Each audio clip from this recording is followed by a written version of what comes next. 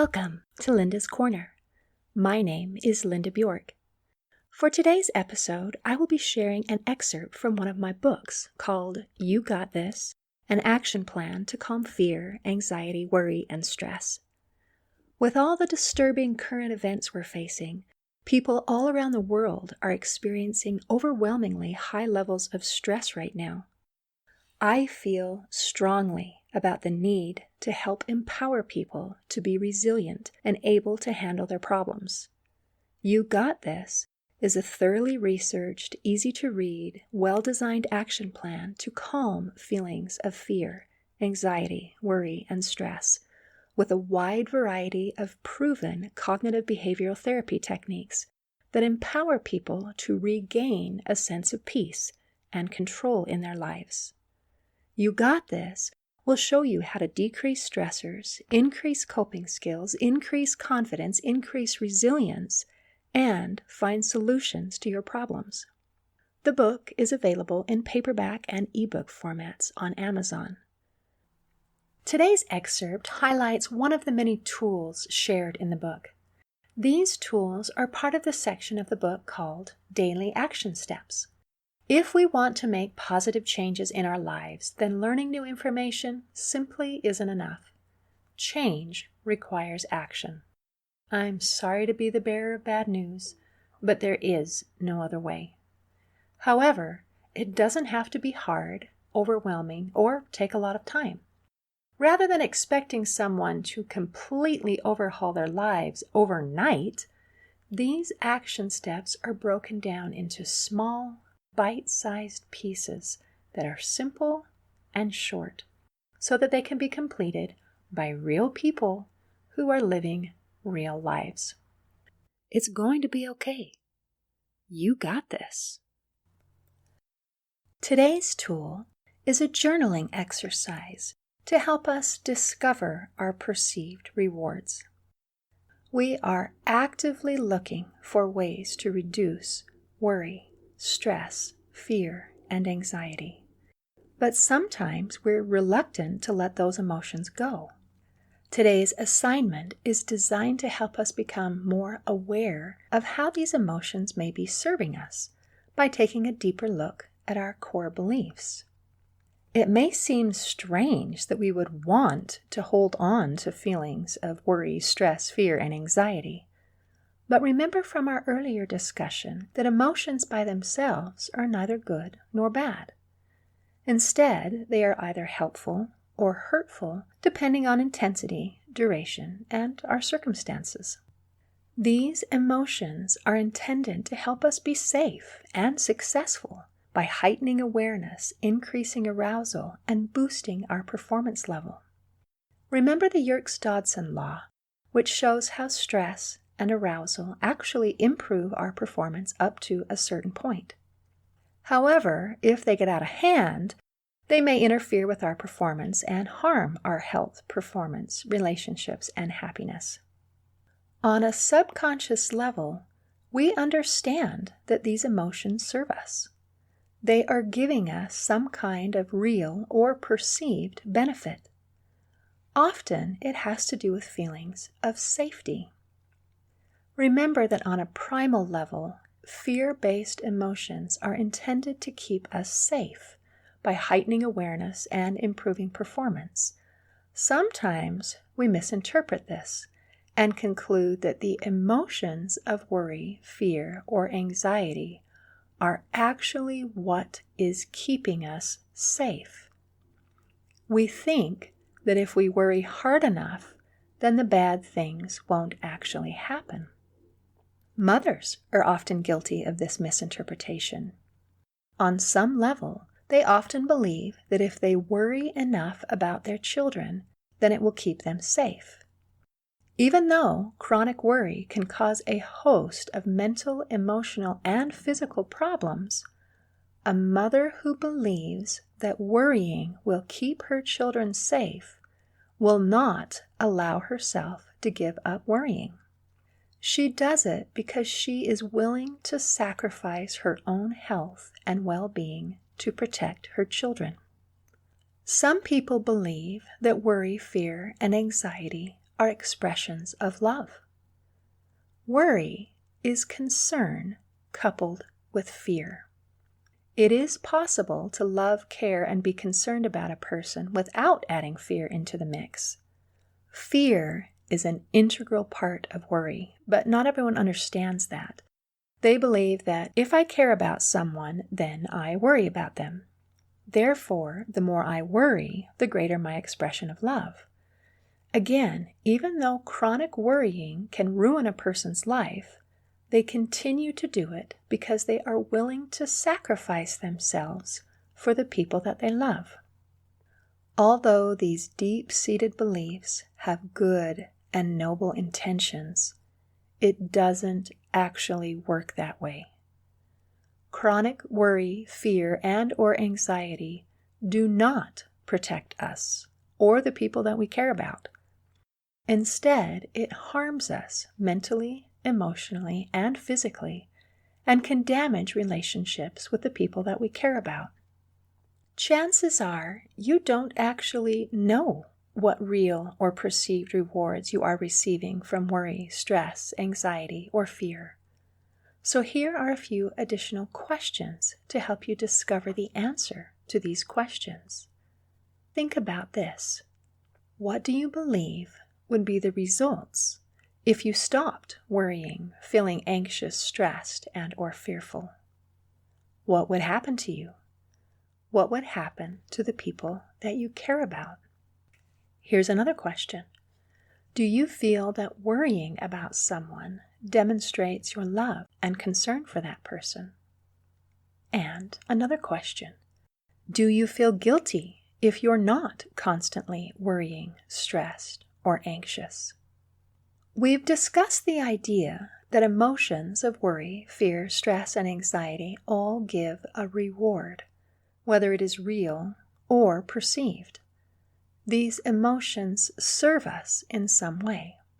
As we identify what those rewards are, then we may choose whether or not we're willing to let go of them in order to receive a better reward. In order to illustrate this point further, I'd like to share a story. My husband was playing with some of our grandchildren. He had a handful of treats, and the game was that the kids had to say the secret password, "I love you, Grandpa," in order to get a treat. 4-year-old Andreas smiled with delight of his shared secret as he called out, "I love you, Grandpa," and was rewarded with a treat. Even 2-year-old John quickly caught on, and with his best baby talk blurted out, "Waboo, Grandpa," and smiled as he received a treat. This game was easy. 6-year-old Adelaide, however, stubbornly refused. She wouldn't utter a word. She watched with jealousy and indignation as her brothers got treat after treat, but she still wouldn't budge. Soon the handful of treats was gone, and Adelaide burst into tears. It was time for Grandma to intervene. However, I didn't want to intervene in a way that undermined my husband, eliminated consequences, or rewarded petulance. So I gave Adelaide a hug and held up my hand for a high five. "High five, Adelaide! You won! Good job! Did you like your prize?" Confused, she pouted, "But I didn't get any prize." "Oh, but you did! You won!" I insisted. "You showed Grandpa that you're strong. You showed him that he can't make you do anything you don't want to do. And you succeeded. You won. And you got your prize for winning. If you say, 'I love you, Grandpa,' then you win Grandpa's game and you get a treat for your prize. But if you don't say, 'I love you, Grandpa,' you win a different game and you get a different prize. Either way, you win. And you get to choose which prize you get by which game you choose to play. So you won and got a prize. Did you like it?" I asked. At this point, her father, who was listening to the conversation, added, "I've won lots of prizes like that." "Me too," I smiled. "We all do that from time to time. We choose our prize, but sometimes the prizes aren't that great." Adelaide, who is very bright, mulled over the idea. She looked for loopholes And with each new idea of ways to circumnavigate Grandpa's game, I reaffirmed, that's a great idea. If you do that, you'll totally win, and you'll get the prize you choose. But if you want to win Grandpa's game and get a treat, then you just say the secret password, I love you, Grandpa. It's your choice. The prize you win is up to you. But I'm scared to say that, she complained. That's okay. Sometimes it's scary to try something new and different. But I believe in you. I know you're strong, I reassured her. Soon, Grandpa reappeared with another handful of treats. If you want a treat, you have to say the secret password, I love you, Grandpa, he said playfully. You could see the wheels turning in Adelaide's mind as she weighed her options. She hesitantly muttered, I love you, Grandpa, and was immediately rewarded with a treat. Good job, Adelaide! You won a different game, and you got a different prize. Did you like your prize this time? I asked. She smiled and nodded, then said more confidently, I love you, Grandpa, and got another treat. Between the three little ones, all chirping like little birds, the handful of treats quickly disappeared. Now, the story of Adelaide and the treats is a simple one, but the concept is universally applicable. We choose to do things because they bring us a reward of some kind. However, just like Adelaide, who responded, I didn't get any prize, we may not be aware of what we're doing or the reward that we chose. I have seen people willfully withhold forgiveness. They win because they refuse to let go of their anger and hatred. They win because they feel that they are champions of justice. They win because they believe that anger is strength and forgiveness is weakness. But the reward is more anger, more hatred, more bitterness, a feeling of victimness, and a loss of peace and contentment. By choosing either to forgive or not forgive, we choose the prize associated with that decision. Either way we win, but the prizes are different. I have seen people who refuse to forgive themselves. They win because they get to suffer, and they know that they deserve to suffer. They win because they believe that they are upholding justice. However, they miss out on the rewards of peace, contentment, and self-love. I have seen people who will sacrifice anything to prove that they're right. They win because they prove that they are strong. They win because they know that they are right, and being right is more important than anything else. They win because they keep their pride intact. They win because they know that they are smarter than anybody else. They win the prize of rightness at all costs. But they may miss out on the prizes of relationships, cooperation, influence, peace, and happiness. I have seen people stress themselves out with overwork and underappreciation. They win because they get to play the role of the martyr. They get to feel the righteous indignation of being overworked and underappreciated. They get the prize of self-righteousness and justified indignation. They get the prize of suffering and self-sacrifice. We can choose to play the role of a martyr, or we can choose a path that includes joy, peace, satisfaction, and being appreciated. Either way we win, but the prizes are different. I have seen people who worry themselves sick. This is often evident in mothers who try to demonstrate their love through fear, worry, and self-sacrifice. They worry about their children. They worry about the choices they make. They worry about the future. They worry about everything, and they worry constantly.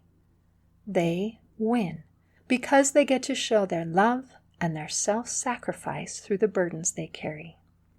They also play the role of the martyr. They win the prizes of suffering and self-sacrifice.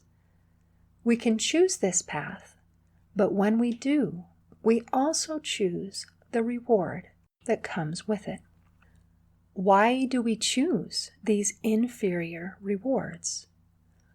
Often it's because we aren't aware of what we're doing or that we're making a choice at all. Many of us worry, stress, sacrifice, get angry, or withhold forgiveness because we're good people and we believe we're fighting a good fight.